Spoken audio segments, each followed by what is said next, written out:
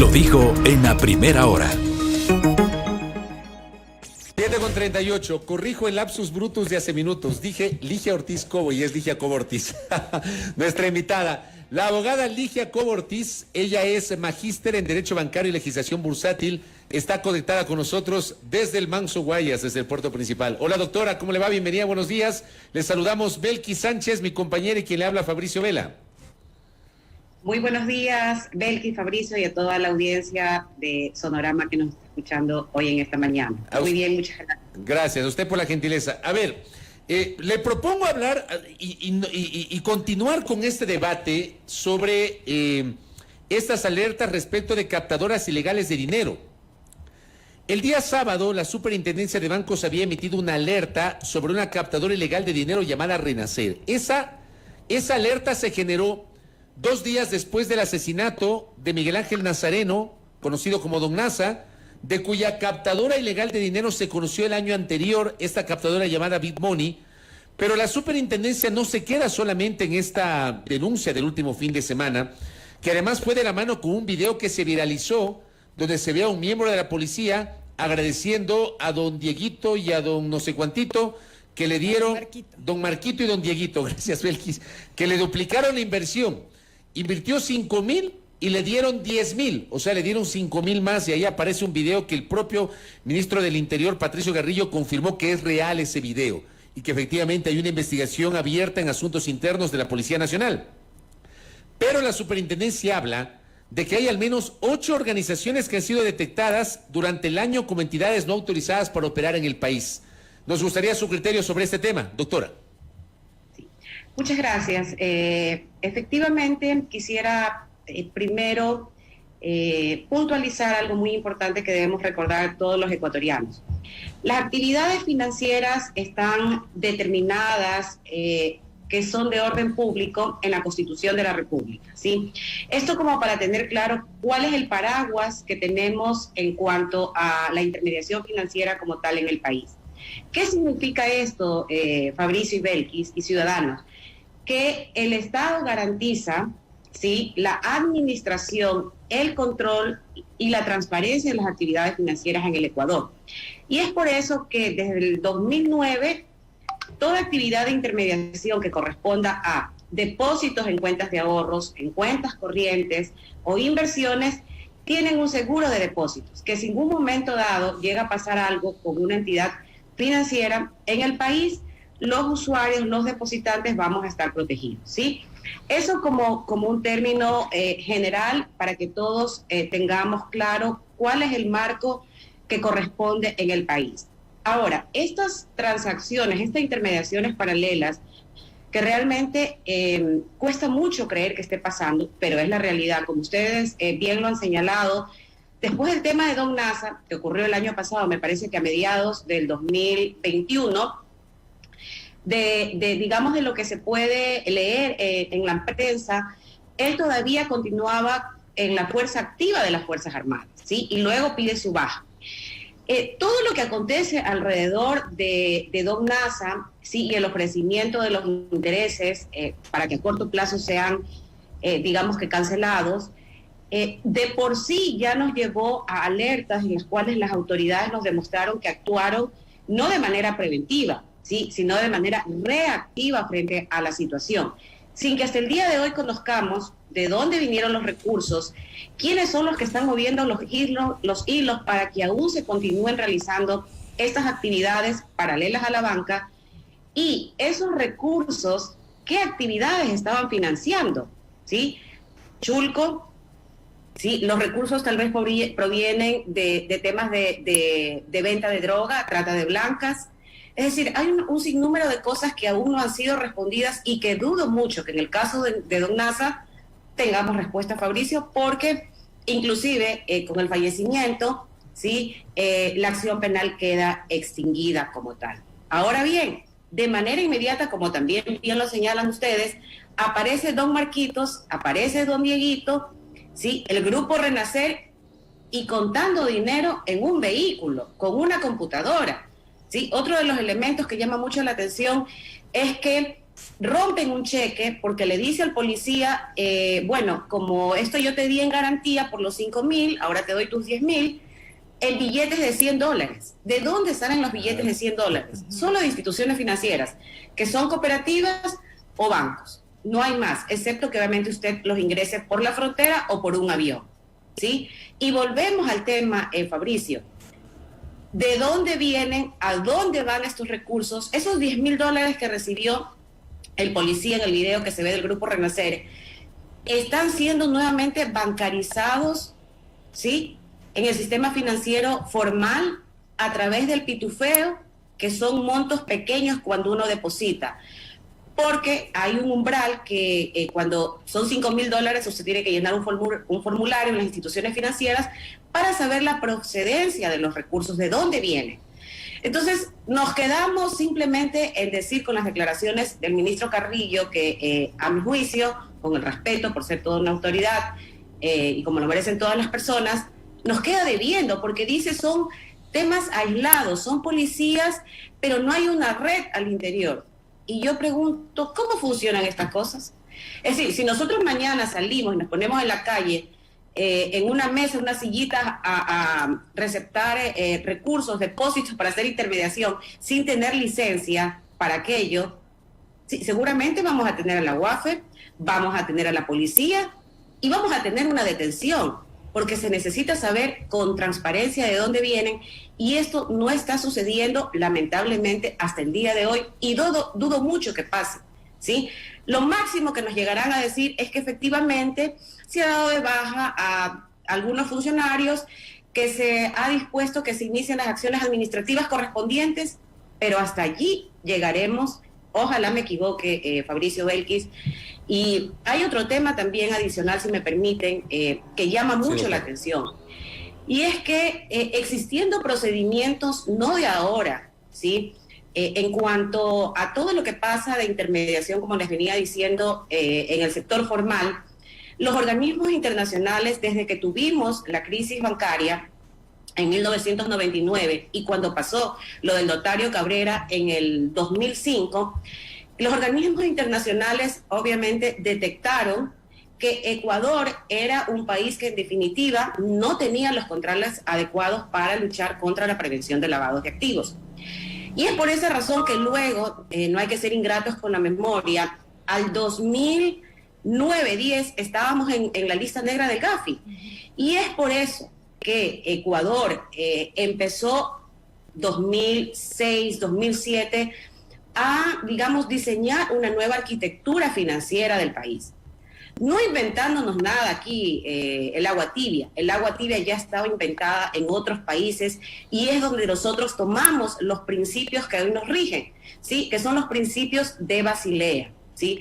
Misiones internacionales de organismos multilaterales a lo largo de los años han venido al Ecuador, ¿sí?, para capacitar autoridades estatales, autoridades bancarias y usuarios también, de tal manera que tengamos la seguridad necesaria y se maneje con transparencia todo el tema de intermediación de recursos. Entonces, ¿cómo así hoy no han actuado de manera conjunta para mirar el bosque y no el árbol? UAFE, SRI, Banco Central, las dos juntas, las tres superintendencias, el Ministerio de Economía y Finanzas, ¿sí?, cruzando información. Porque lo primero que se hace cuando pasan estas cosas, si no las pude detectar, porque las superintendencias y los organismos estatales manejamos o se manejan un mapa de riesgos de acuerdo a los protocolos que están diseñados, digamos, con la ayuda de organismos internacionales y que están vigentes, ¿sí? Uno activa el protocolo cuando va teniendo alertas y dice, bueno, por aquí se me están seguramente escapando ciertas cosas y esto va de la mano con sobreendeudamiento. Esto puede ir de la mano efectivamente con un tema de lavado de activos, pero sobre todo cómo me está golpeando al sector financiero formal, ¿sí?, que es el que cumple una serie de reglas y procedimientos diarios, semanales, mensuales, trimestrales, semestrales y anuales.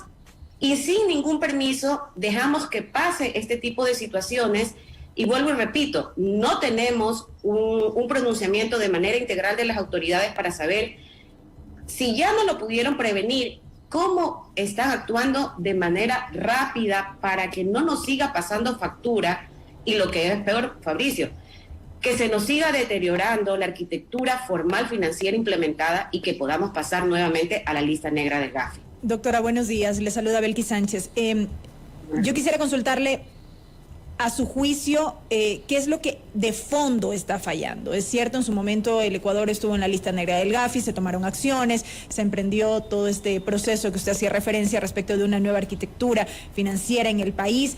Pero vamos un poco más atrás del caso Domnasa y de este caso reciente que lo conocimos este fin de semana. El diario El Comercio recoge que la Superintendencia de Bancos ha detectado 133 presuntas captadoras ilegales de dinero en Ecuador desde antes del 2017 hasta el 18 de abril de este año. Evidentemente no es un tema reciente, no es un tema nuevo. ¿Qué está pasando con los controles y las debidas regulaciones? Sí, bueno, ahí yo creo que hay poca proactividad de las autoridades, como le decía Belkis. Los procedimientos, las leyes tenemos en demasía, es decir, no hace falta que vayamos a aquello, ¿sí? Y a esto, esta falta de proactividad y realmente conectarse con la realidad del país es lo que nos está pasando factura, porque si no lo hemos podido prevenir y solo actuamos de manera reactiva, quiere decir que en definitiva las autoridades no están mirando el árbol de manera conjunta, están actuando cada uno por separado y eso no es lo que se debe hacer. Están las recomendaciones, digamos, en cada una de las instituciones, pero hay otra mirada también que hay que dar, Belkis, ¿sí? Y es el tema del sobreendeudamiento que existe en el país, y es un tema que lo venimos o se lo sintió de manera mucho más fuerte con la pandemia, ¿sí? La sociedad post-COVID es un tema que trae consecuencias muy grandes en todas las sociedades, en todos los países del mundo. Y si no ha existido políticas públicas adecuadas para inyectar recursos frescos a una nación, a un país, a un estado, para que de esta manera exista fácil acceso al crédito, vamos teniendo por ahí ya un detonante para que sucedan estas cosas. No quiere decir que las esté justificando, sin embargo, al no tener una integración de lo que pasa en la realidad, nos van pasando factura y va pasando lo que tenemos hoy. Eso por un lado en el tema de acceso al crédito. Dos, la falta de bancarización que existe en el país, justamente porque hay barreras muy complicadas que los ciudadanos puedan acceder a un crédito de manera fácil.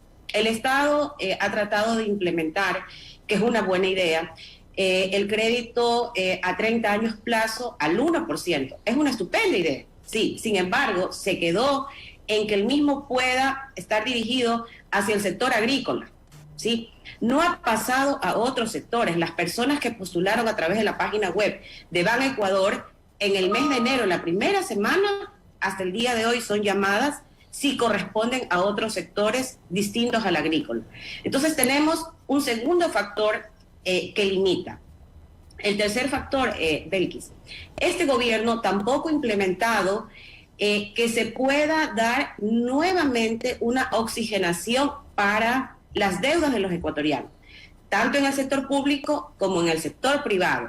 Y es primordial esto porque a raíz de un informe del Banco Mundial que tiene, me parece que 2 semanas de puesto en vigencia, claramente determina que cuando se pueda implementar políticas públicas que ayuden a alivianar con plazos las cargas de deudas, es importante dentro de una sociedad.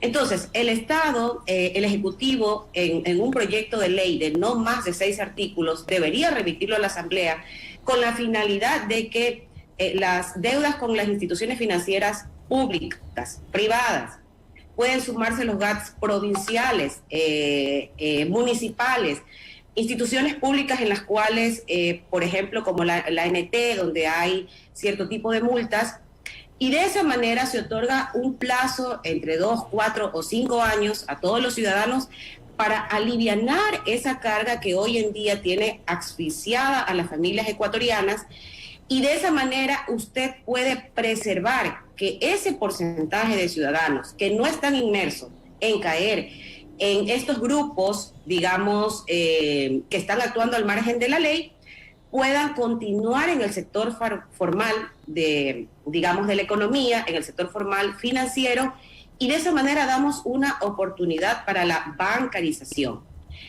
Y adicionalmente hay otro factor también bastante importante, y es que la educación financiera, llevamos ya 10 años en el país aproximadamente tratando de, con programas que los emprenden los organismos de control, que los emprenden los bancos y las cooperativas, puedan y funcionen para que este tipo de situaciones no se den. Lo que pasa con don Dieguitos, con don Marquitos, con Renacer, con doña Rosita, etcétera, etcétera.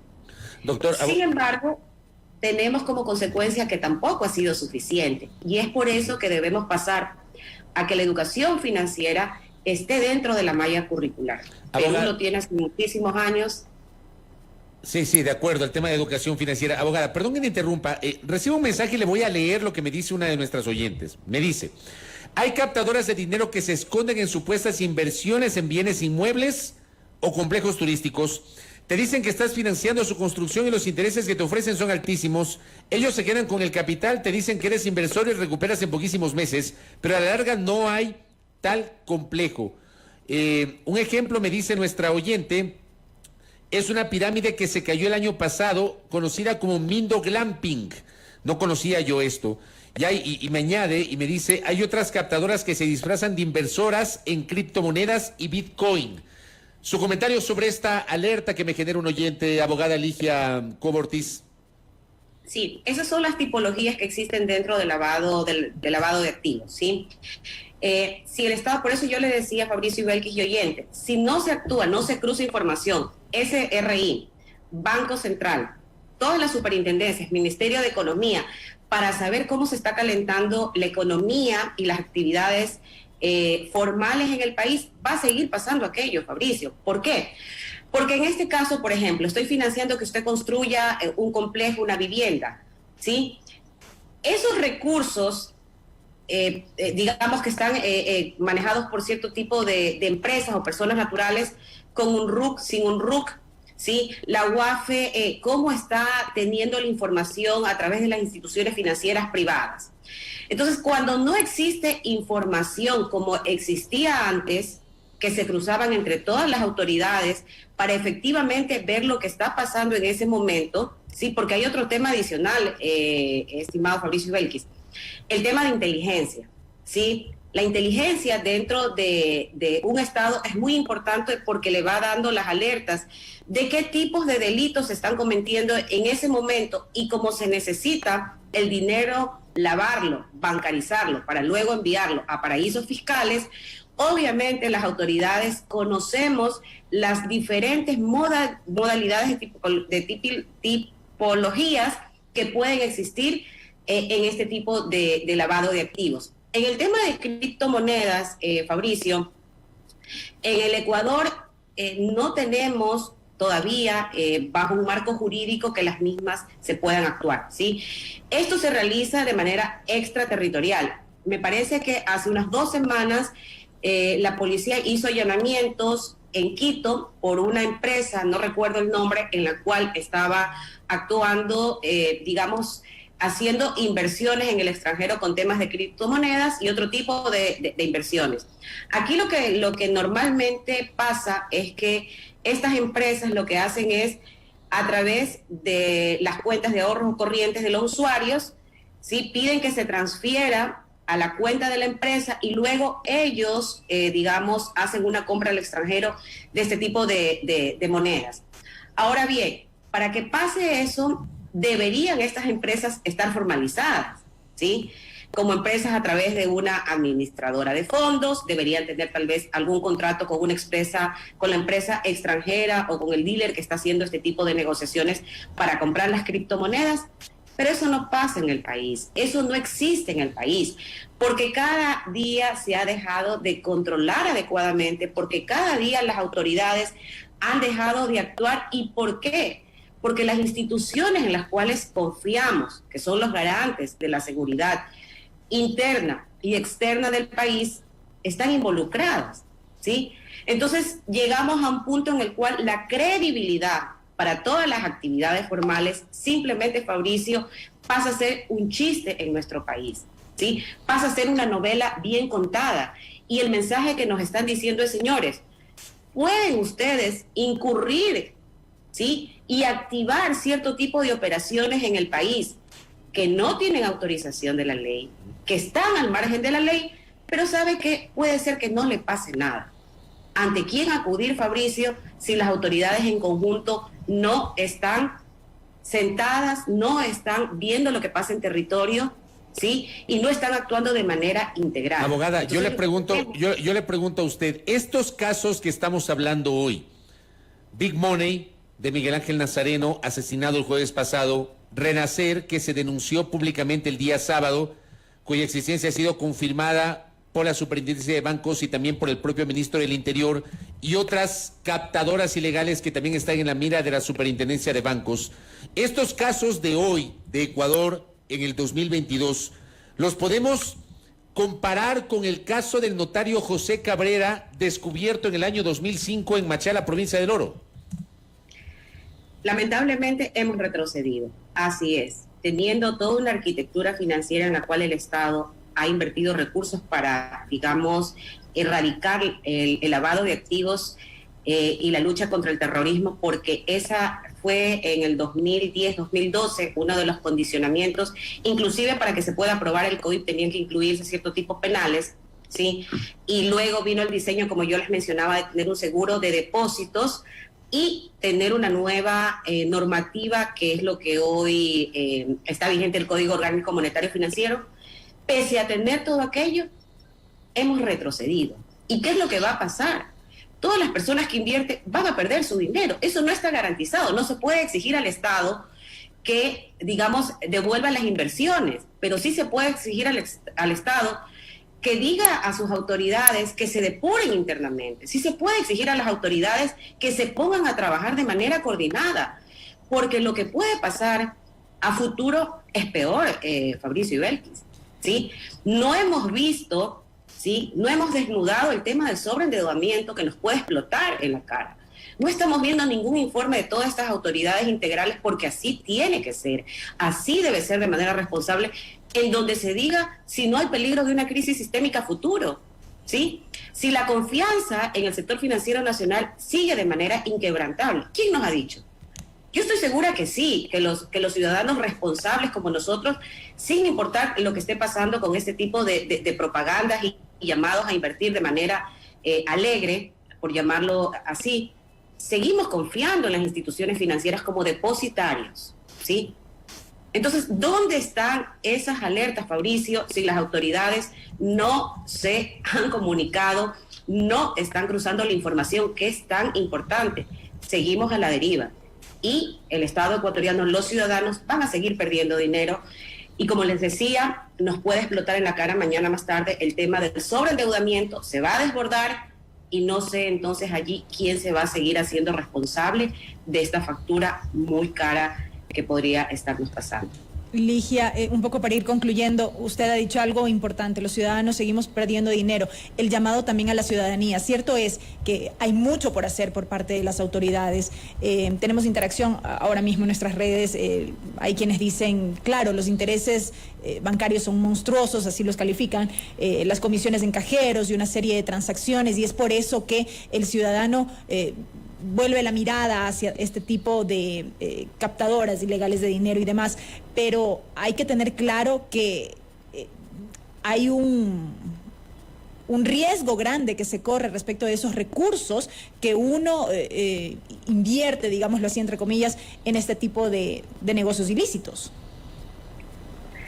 Sí, por supuesto, Belkis. Si bien es cierto, yo entiendo, comprendo y obviamente me solidarizo con la ciudadanía, porque a raíz, en el año 2012 me parece que dentro de tener una mayor eficiencia y transparencia y que realmente se definan o se mejoren los derechos del usuario financiero, es que se creó una figura que está incorporada en la ley del defensor del cliente.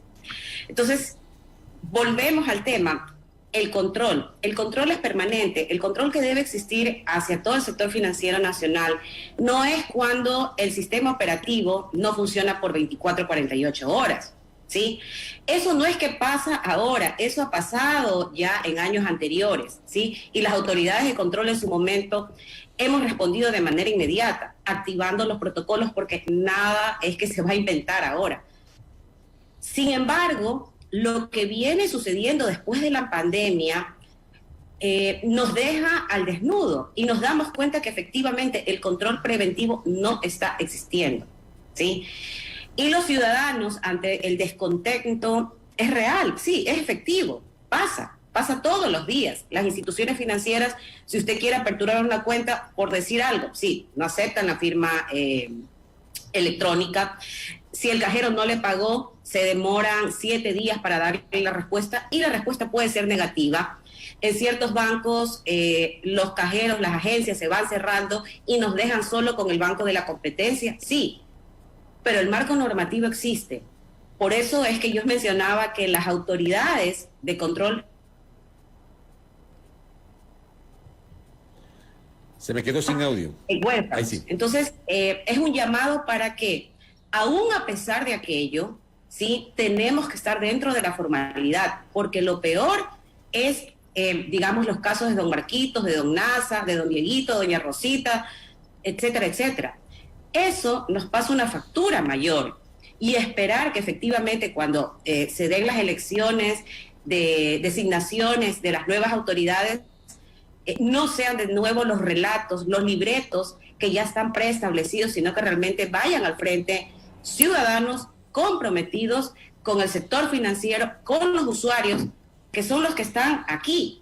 Y es por eso que las superintendencias tienen el rol primordial de ubicar al usuario de igual a igual, y eso no Correcto. está pasando, lamentablemente. Muy interesante este diálogo y sobre todo las alertas que nuestra invitada ha puesto en el tapete para el debate público. Le agradezco, abogada, por su tiempo y por sus reflexiones sobre las captadoras ilegales de dinero. Un abrazo, abogada, que tenga un buen día. Muchas gracias, un saludo para todos.